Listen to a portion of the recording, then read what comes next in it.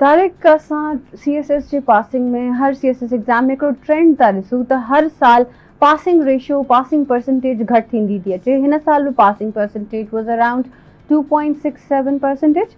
इन जे बारे में तव्हांजो छा ख़्यालु आहे? व्हाट इज़ द कॉज़ के पंहिंजे CSS जो पासिंग रेशियो डिक्रीज़ थींदो पियो अचे रादर देन इंक्रीज़िंग?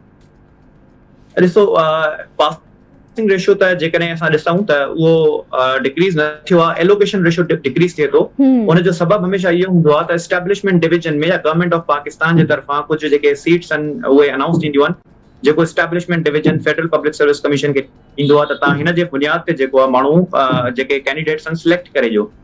हाणे जॾहिं उहो सीट्स जो रेशियो आहिस्ता आहिस्ता घटि थो थिए पियो and it happens in some times. जीअं तव्हां 2008 खां पहिरियां ॾिसंदा हूंदव त ट्रेंड रेशियो जेको घटि हुयो, त 2009 में अचानक हिकिड़ो बूस्ट आयो ऐं 2009 में जेको आहे त सिलेक्शन जेका हुई उहा तमामु घणी थी हुई comparing to other CSS results. त ईअं ई जेकॾहिं असां ॾिसूं त 2000 जेके आहिनि त 22, 23 ऐं 24 में आहिस्ता आहिस्ता रेशियो घटिजंदो ऐं 2025 में त 179 सीट्स ऐं सिलेक्ट जेके थिया हुआ, पास जेके थिया हुआ, 354 कैंडिडेट्स पास थिया हुया ऐं उन्हनि मां 179 जेके आहिनि त 170 जे लॻभॻि जेके आहिनि माण्हू एलोकेट थिया आहिनि।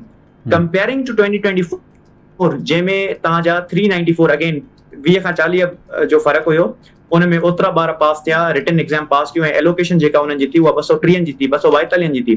त इहो जेको एतिरो गैप आयो आहे ऑलमोस्ट 60 नंबर्स जो, त उहो 60 नंबर जो गैप जेको आहे it is because of less number of vacancies, not because the students are qualifying less in number. त उहो अगेन जेको आहे न इहो हिकिड़ो एडमिनिस्ट्रेटिव प्रोसेस आहे जेको गवर्नमेंट ऑफ पाकिस्तान या एस्टेब्लिशमेंट डिवीजन FPSC खे डायरेक्ट कंदा आहिनि, उन जे बुनियाद ते सीट्स जी एलोकेशन थींदी आहे। We do see a lot of trend these days के पंजाब जे तरफ़ां खां असां ॿुधूं था त पासिंग रेशियो तमामु घणो थो अचे compared to Sindh. Well, let's talk about it. इहो ट्रेंड छो आहे? Why does Punjab seem to be leading a lot? कहिड़ा फैक्टर्स थी सघनि था उन जा? अच्छा, कुझु फैक्टर्स हुन में इहे आहिनि त असांजो हिकिड़ो जेको I am not targeting any institution at all, पर उन में ईअं आहे त असांजो थोरो एजुकेशन जेको बैकग्राउंड आहे न उहो पंजाब जे निस्बत थोरो वीक आहे।